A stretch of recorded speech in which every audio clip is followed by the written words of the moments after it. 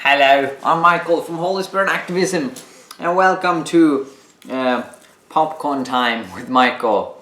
I'm eating popcorn. I actually read in a Swedish newspaper that they are healthier than vegetables, and I put faith in that statement. Now, I want to review and recommend a book called Voice in the Night by Pastor Sithole, a Mozambican pastor who lives in South Africa, and a person who I've had the privilege of meeting back in 2013. I have posted a video on this YouTube channel where he shares some miracles that he's seen, some food multiplications. And this book is basically his autobiography, and it is packed with miracles. It contains so many testimonies of what Jesus has been doing in his life. The first time he encountered God when he was 15 years old. He was living in a small Mozambican village called Cachote, I think, something like that. And then he heard a voice saying "surprise" in the middle of the night, and that was his name, because when he was born with a little white spot on his head, which surprised his parents. Right? And the voice said that he should leave his village, which he did together with a friend called Gafar. And he later learned that his whole family had actually been killed because Surprise was the son of two witch doctors, and there was a rivaling witch doctor family who hated them and who poisoned their food. So this was a dramatic start of Surprise's life, and at first he didn't know what spirit had spoken to him this evening. He just recognized that it was some form of immaterial supernatural being that has told him to leave his village. Then 2 weeks after he and Gafar had been wandering around in the jungle, they came to another village where a man called Mr. Lucas was living, and Lucas took care of them and made sure that they got food and rest and so on, and then he preached and shared the gospel to them, and they received Christ there and then, and Surprise realized that it was this God, the God of the universe, that had saved his life.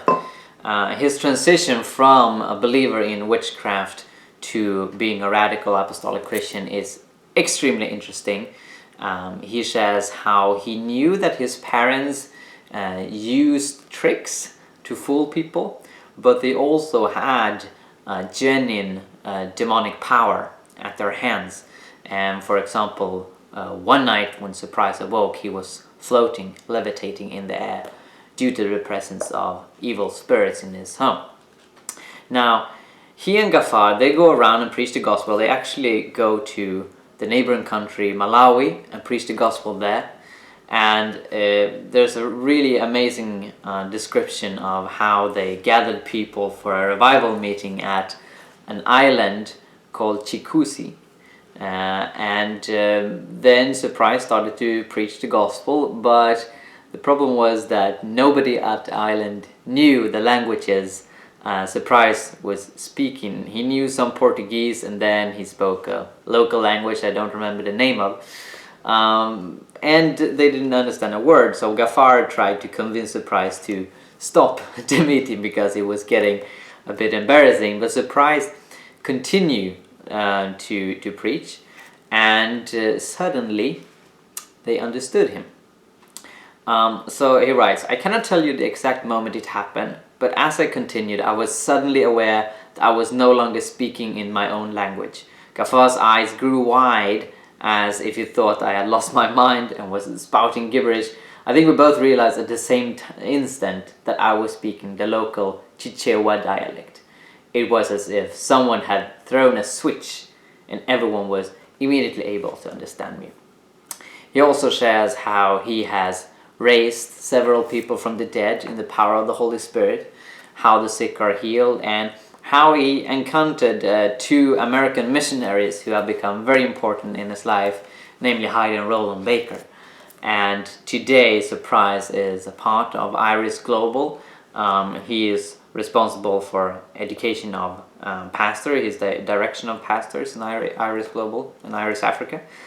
And he's also in charge of the South African branch of Iris. And that was what I was visiting in 2013 when I met him. I can really recommend this book. It is so important that we learn and listen to the apostolic leaders of the majority world, Africa, Asia, and Latin America, because these are the areas of the world where God is doing the most today. And they got the radicality, the passion, the love.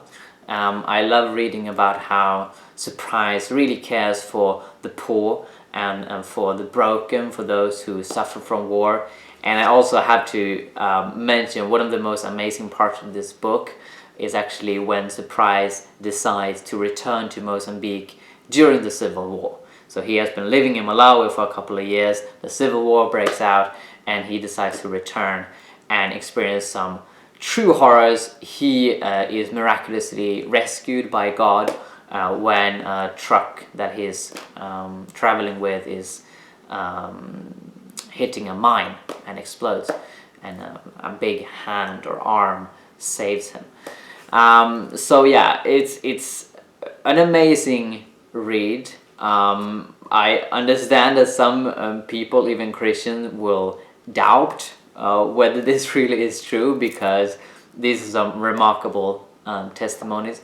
But what struck me when I met him, and I also met his family and friends, is that these things are something that people are aware of and experience in Southern Africa. I met his wife, Trifina, who had also learned language supernaturally like her husband. I met people who testified about how Surprise raised Francis Shongwe from the dead. And I even met Francis Shongwe, who was raised from the dead in 2003 after Surprise prayed for him. And I posted a video about that on my channel. So my impression was that yes, this is amazing, but it is also true, and that's what characterizes the gospel as a whole. Voice in the Night, published by Chosen, really recommend it. Thank you for watching, and God bless you.